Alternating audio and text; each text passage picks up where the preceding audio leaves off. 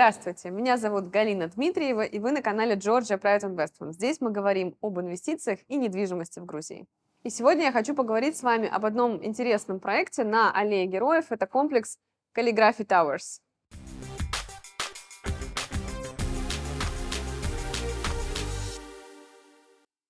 Комплекс на самом деле имеет довольно стандартную, принятую на Аллее Героев концепцию. Это несколько блоков, разделенных по назначению. Один из них исключительно инвестиционный, то есть ваши апартаменты с договором управления сдаются и приносят вам доход. И два еще корпуса дополнительных, это комплекс Б и С или Б и Г, смотря на каком алфавите мы о нем говорим. Так вот, эти корпусы исключительно для проживания, для вашего собственного пользования. Вы можете не делать там ремонт, или сделать там ремонт, или сдать его в аренду, или продать, или вообще делать с ним все, что вам угодно. Комплекс расположен на Аллее Героев, и я очень много говорю об этой локации из видео в видео, потому что действительно считаю это новым центром притяжения туристов, ну и вообще новым центром Батуми. Расположение комплекса довольно удачное, однако относительно других проектов он расположен несколько дальше от моря, незначительно, несущественно, но тем не менее. Имеет прекрасные видовые характеристики, там оттуда открываются потрясающие виды и на стадион, и на горы, и на Аллею Героев, и даже на море. Ну и, конечно же, есть свои плюсы, свои видовые характеристики с обратной стороны на старый Батуми, на старый город. Однако тут сразу замечу важный нюанс, что часть видов в этих корпусах закрывается как раз третьим корпусом, который в том числе входит в территорию комплекса. Снаружи комплекс имеет довольно оригинальную архитектурную концепцию, такие довольно яркие, интересные очертания корпусов. То есть это каскад из трех зданий, которые вместе составят оригинальный ансамбль. С точки зрения остекления, в проекте пытаются реализовать такую яркую концепцию, но, честно говоря, мое личное ощущение, мое личное восприятие эстетики пока что выглядит не так премиально, как хотелось бы, или как, может быть, в моей фантазии или там на рендерах, да, было задумано. Однако я не буду судить строго, а дождусь, пока комплекс будет готов полностью весь, когда полное остекление фасадов мы увидим, и как вот это будет смотреться в ландшафте, ну вот будет видно чуть позже. Проект с точки зрения конструкции совершенно стандартный, ничем не отличается от всех прочих. Это монолитно-каркасная застройка, это вентилируемые энергоэффективные окна. Ну, в общем-то, каких-то уникальных технологий мы здесь не увидим, однако, наверное, больше акцент здесь на архитектурной концепции сделан. По срокам строительства завершение блока А намечено на июнь 2025 года. Это означает, что будут завершены все ремонтные работы. Так как этот корпус сдается полностью с ремонтом под ключ, то, соответственно, мы подразумеваем, что к этому моменту вся внутренняя отделка будет завершена. Блок Б точно так же сдается в июне 2025 года с поправкой лишь на то, что там комплекс сдается в белом каркасе, и дальше уже у собственников возникает право ремонтировать или не ремонтировать свои квартиры. Корпус С завершается в мае 2026 года. В принципе, визуально могу сказать, что по темпам они идут в рамках заявленных сроков. Посмотрим, как будет реализовано на деле. Могу лишь заметить сразу, что в отделе продаж на всякий случай анонсируют еще плюс полгода вот к этим датам. Плюс полгода к любым анонсированным срокам завершения строительства – это нормальная практика в Батуми, это нужно учитывать. Ну, кстати, вот про сроки сдачи, между прочим, они вообще обещали в 2023 году. Что касается сроков сдачи, есть важная оговорка, и я считаю ее просто необходимо проговорить, потому что вот в этом проекте точно так же он стартовал свое строительство в 2020 году, и первый анонс у них был поставлен на конец 2023 года. То есть один из корпусов должен был уже сдаться к этому моменту. Однако, понятное дело, что сроки точно так же сдвигаются, срываются по каким-то объективным причинам. И здесь важно отметить, что сроки сдачи, которые анонсированы в разрешении на строительство, это вообще не догма, это первое. То есть они переносятся, дополнительно заносятся документы в публичный реестр, и совершенно спокойно эти даты переписываются в соответствующих документах. Второе, ну, невозможно построить такую махину, такую громадину, большой комплекс из 2-3 корпусов, там на 2, 2,5, 3 тысячи апартаментов с такими быстрыми сроками. То есть где-то нужно жертвовать, соответственно, чем-то. Скорее всего, качеством, скорее всего, технологией. Да? То есть это либо какая-то ускоренная сушка, либо там какие-то быстро возводимые конструкции, ну и так далее, и так далее. Да? То есть мы понимаем, что между быстрым строительством и качеством чем-то придется жертвовать. Чуть-чуть развернули здесь, да, чтобы у людей... Как бы моя задача, чтобы люди понимали вообще, что из чего складывается. Концептуально комплекс разделен на две части. Первый корпус, корпус А, это история под инвестиции, это полное управление с ремонтом под ключ. В общем, то, что называется апартамент, который работает на вас. И корпусы Б и С или B и G – это корпусы, в которых вы можете жить самостоятельно и пользоваться ими сами. А в корпусе есть небольшой нюанс, который дробит его еще внутри самого блока. Значит, на верхних этажах есть ряд апартаментов, которые продаются без ремонта под ключ. То есть, в общем-то, инвесторам оставили возможность реализовать какие-то свои фантазии с точки зрения ремонта. Но важный момент, договором на покупателей и собственников этих апартаментов наложено обязательство сделать ремонт за полгода с момента получения ключей, иначе в дело вступают штрафные санкции. Ну, это, в общем, обычная практика здесь, в Батуми. С точки зрения условий пользования, мы также понимаем, что в блоке А это инвестиционная ситуация, то есть вы не имеете права в любой момент, когда вам вздумается приехать и жить в своей квартире, вы должны это все оговаривать с собственниками, ну, в общем, все эти нюансы и детали прописаны в договоре управления. При этом в корпусе Б у вас никаких ограничений, и G, соответственно, никаких ограничений по этому поводу нет. Для собственников апартаментов всего комплекса предусмотрена скидка в 15% на пользование инфраструктурой. А вот инфраструктура как раз-таки задана отельным брендом Hampton by Hilton. И это очень важная история, потому что этого отельного бренда тоже не было заведено в Аджарию до этого момента. И мы с нетерпением ждем, когда он здесь появится и как это будет реализовано. Инфраструктура, которую заявляет компания-застройщик, она достаточно богатая, интересная, разнообразная, в числе прочего, там, кроме открытых-закрытых бассейнов и, в общем, таких довольно стандартных фишек, здесь еще будет предусмотрен собственный кинотеатр, и мне кажется, это то, чего не хватает, в частности, в Батуми и на Аллее Героев, поэтому, в общем, тоже ждем, когда кинотеатр откроет для нас свои двери. Что касается инфраструктуры, важно отметить, что, полагаю, как и у прочих других проектов, какие-то корректировки вносятся просто уже в ходе строительства, да, в ходе реализации проекта. На сегодняшний день среди анонсированной инфраструктуры мы можем увидеть такую необычную ситуацию, как собственный пляж. Это анонсировано на сайте, но нет нигде в официальных презентациях. То есть вот какая-то такая любопытная вещь, непонятно, будет ли реально собственный пляж и что вообще это значит. Будет ли это какая-то территория, огороженная специально для этого отеля, выделенная на пляже, да, ну, скорее всего, так и будет, если исходить из опыта других проектов. Но как это будет на деле, посмотрим, когда комплекс будет запущен на полную мощность. Дело в том, что они здесь даются в аренду. То есть понятно, что это не частная территория, выкупленная конкретным застройщиком. Это просто территория, отданная в аренду. На этом кусочке пляжа они устанавливают собственные брендированные там какие-то флаги, не знаю, там собственные лежаки какие-то очень красивые, собственную барную зону, лаунж-зону. Ну, то есть вот эти вещи там организуются и сдаются за деньги. То есть вот в этом смысл только. И то есть за деньги для сторонних гостей. А, соответственно, для гостей для жителей, да, и гостей конкретного комплекса, там каким-то образом это вот входит в оплату за номер, там, условно говоря. О застройщике. Значит, компания-застройщик.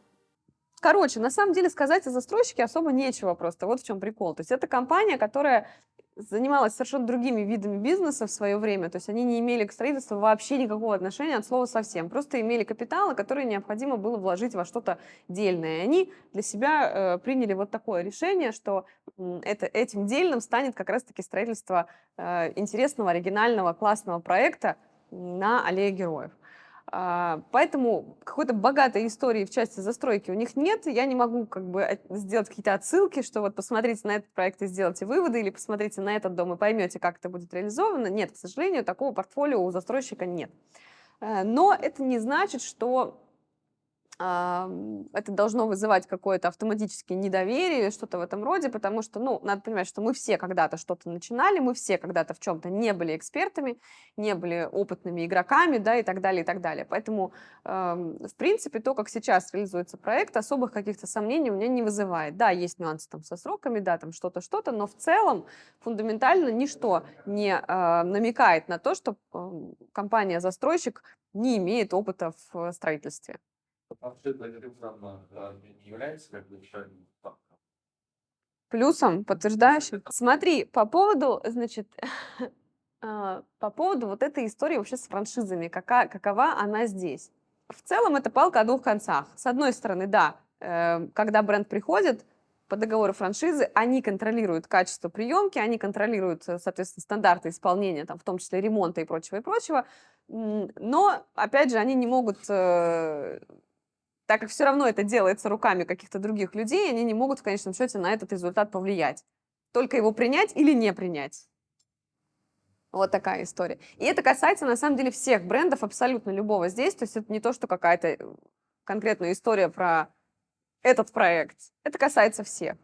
Про планировки. Ну, давайте поговорим про планировки. Значит, в целом, что про блок А говорить, да? Здесь тоже точно такая же стандартная история. Это отельные номера, немножко такого коридорного формата. То есть ничего фундаментально нового мы здесь не увидим. Другое дело, что стандарты, опять-таки, ремонта и исполнения заданы отельным брендом, и мне тоже очень любопытно, интересно, как это будет выглядеть, если там, в некоторых других проектах я знаю чуть больше, да, картину изнутри в силу нашего более тесного сотрудничества, то здесь мне непонятно, неизвестно, и я только могу с нетерпением ждать, как это будет реализовано наряду с инвесторами, покупателями и вами, нашими зрителями, подписчиками. Вот. Что касается блока Б и Г, здесь, конечно, чуть больше возможностей для реализации каких-то своих фантазий, потому что здесь можно объединять планировки, делать квартиры большими, светлыми, с большим количеством окон. В общем, здесь вас никто не ограничивает, кроме вашего желания и бюджета, пожалуй. Да, ну, как бы, на самом деле, наверное, эпос планировок как раз-таки заключается только в том, что они тоже все коридорного вот такого типа. Вот в этом, наверное, самый эпос. У нас вообще вот пару лет назад был какой-то момент, когда мы все сошлись во мнении, вообще игроки рынка, вот в том числе там профессионалы, и мы все сошлись на том, что настанет момент, когда вот этими коридорными студиями, планировками все наедятся. Потому что вообще, по хорошему счету, сами грузины по природе своей привыкли к совершенно другому формату. Они живут в больших домах, там по 300-400 метров, потому что это большая семья, как правило, еще объединяются, там мужья, жены, все приходят, и все как бы одной такой дружной компанией живут, да, и поэтому ситуация, когда у тебя одно окно во всей квартире, это, конечно, какая-то дикость совершенно для менталитета даже. Но для бизнеса это, понятно, более выгодная ситуация, нарезать максимально на клетки, присвоить кадастровые номера, а дальше уже как карта ляжет. Хотите, покупайте больше и приносите нам больше денег, хотите, покупайте то, что мы предложили за, опять же, обозначенные деньги. В конкретном проекте, как и во многих других на аллее героев, принято индивидуальное распределение дохода. Управляющая компания работает по стандартным условиям в соотношении 60/40 после вычета НДС. Дальше уже, в общем-то, 40% это фактически чистая прибыль, которую собственник получает на руки, с той лишь оговоркой, что обязательство об оплате налогов, то есть 5% налога от сдачи в аренду, ложится только на плечи получателя, да, или как это сказать, бенефициара. Что-то сумничать хотелось, но не получилось, да. Но это стандартная ситуация, она принята везде. То есть налоги от доходов от сдачи в аренду вообще-то мы должны платить сами. Это наша святая гражданская обязанность. Индивидуальный метод распределения доходов пугает многих инвесторов, потому что как будто бы есть ощущение, что конкретно ваш апартамент будет сдаваться хуже всех. Не надо так думать, не надо об этом нервничать. Друзья, все наши страхи сейчас о будущем, это просто наши страхи о будущем. Мы не можем предсказать, как будет реализована сдача в аренду, какая будет наполняемость, за исключением тех цифр и каких-то прогнозов, которые дают нам договоры франшизы или сами застройщики. Ну вот давайте попробуем на них сориентироваться, а как будет на деле, мы узнаем, когда комплекс будет запущен. Кейсы. Нет у меня кейсов. С проектом Calligraphy Towers у нас почему-то не сложилось сотрудничество на первичном рынке, то есть с покупкой от застройщика у нас нет конкретных кейсов, это правда. Но у нас есть успешная история взаимодействия с покупателями и инвесторами этого проекта в части перепродажи их апартаментов. Гел, короткий вопрос у меня. Скажи, пожалуйста, мы же продали эту переуступку в Каллиграфии? А ты можешь цифры мне напомнить? Ты не знаешь случайно, почем они покупали и почем вышли? Значит, буквально несколько недель назад мы помогли продать квартиру по переуступке. Клиенты обратились к нам, они покупали свою студию за 42 тысячи долларов. И вот сейчас, конечно, интересный будет момент. Они продали ее за 42 500. То есть всего 500 долларов они там своих каких-то сверху получили. Но дело не в том, что они вышли вот, как сказать, без получения какой-то дополнительной выгоды, а в том, что у них была очень срочная задача. То есть им просто было необходимо как можно скорее этот объект продать и получить свои деньги для того, чтобы решить свои другие жизненные задачи. Но что я хочу сказать? Наверное, здесь больше внимания заслуживает покупатель, который как раз-таки вот конечный покупатель, который приобрел этот объект на очень выгодных условиях. Квартира была куплена в итоге на 150 долларов дешевле, чем у застройщика.